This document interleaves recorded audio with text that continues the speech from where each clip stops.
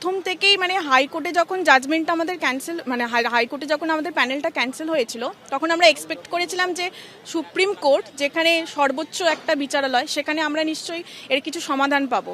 এখানেও যে একটা এরকম জাজমেন্ট হতে পারে মানে দিস ইজ বিয়ন্ড এক্সপেকটেশন। আমরা একদম ভাবতেই পারিনি যে যেখানে সিবিআই লিস্ট দিয়ে দিয়েছে যোগ্য অযোগ্য কারা, তারপরে এবং আমাদের যে সুপ্রিম কোর্টের যে অর্ডার কপি সেখানে লেখা আছে যে কতজন অযোগ্য, সেই অযোগ্যটা কিন্তু কি দেখে তারা তাহলে এটা আইডেন্টিফাই করা গেল, সেটা আইডেন্টিফাই করা গেল কিন্তু সিবিআইয়ের উদ্ধার করা ওই দেখে ডেটা দেখে। তাহলে সিবিআইয়ের উদ্ধার করা ডেটা দেখে যদি অযোগ্যদেরকে আইডেন্টিফাই করা যায় তাহলে সেই একই ডেটা দেখে কেন সেটা যোগ্যদের ক্ষেত্রে সেটা অ্যাপ্লাইড নয়? এটা প্রথম কথা একটা বড় মানে প্রশ্ন আমাদের তরফ থেকে।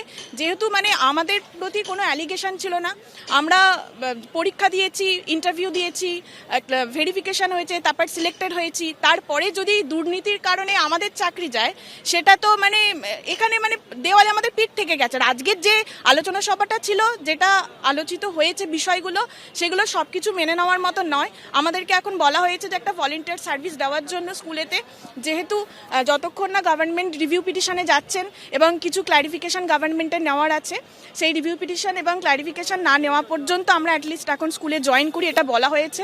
এবারে অনেকেরই দেখুন মাথায়, এখন আমরা একটা গভর্নমেন্ট জব করতাম, সেই জবকে বেসিসে সবাই লোন নিয়েছে, কেউ মানে একটা ফ্যামিলি আছে কারোর, এবারে সেটাকে উদ্ধার করার জন্য এটাতে যেতে বাধ্য হতে হচ্ছে।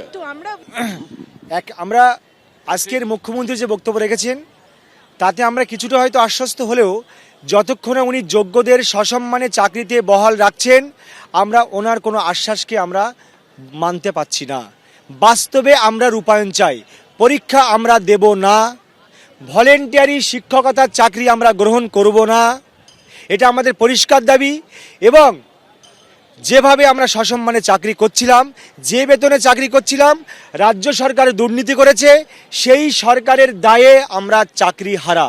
তাই ওনাকে কোন পদ্ধতিতে কোন উপায়ে সুপ্রিম কোর্ট থেকে রিভিউ করে কি কিউরেটর করে কিভাবে চাকরি আমাদেরকে ফিরিয়ে আনবেন, এ দায় রাজ্য সরকারের, এ দায়িত্ব মুখ্যমন্ত্রীর।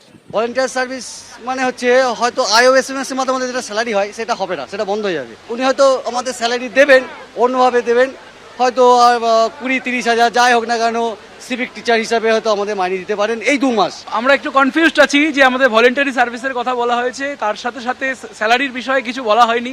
আমার ব্যক্তিগতভাবে 20,000 এন্ড অ্যাবাভ ইএমআই দিতে হয়, সেক্ষেত্রে আমি ভীষণ দুশ্চিন্তা নিয়ে বাড়ি ফিরবো। উনি যে কথাটা বললেন, যে ইয়ের কথাটা, যে স্কুলে যেতে এবং ভলেন্টিয়ার সার্ভিস করার জন্য যে কথাটা বললেন সেই ব্যাপারটাও ক্লিয়ার নয়, এবং উনি বললেন যে আমরা যেভাবে পুষিয়ে দেবো, এই কথাটার মানেটাও আমার কাছে ক্লিয়ার নয়। ভলেন্টারি বলতে উনি কোর্টকে মান্যতা দিতে গিয়ে যদি এই ওয়ার্ডটা ইউজ করে থাকেন, ওয়েল অ্যান্ড গুড, কিন্তু ভলেন্টিয়ারি বলতে গিয়ে যদি উনি এটা বলে থাকেন যে আমরা অ্যাকচুয়ালি অধিকারের বাইরে স্বেচ্ছাশ্রম দিচ্ছি, জীবিকার তাতে কোনো ব্যাপার নেই, তাহলে এটা কিন্তু মানা যাবে না।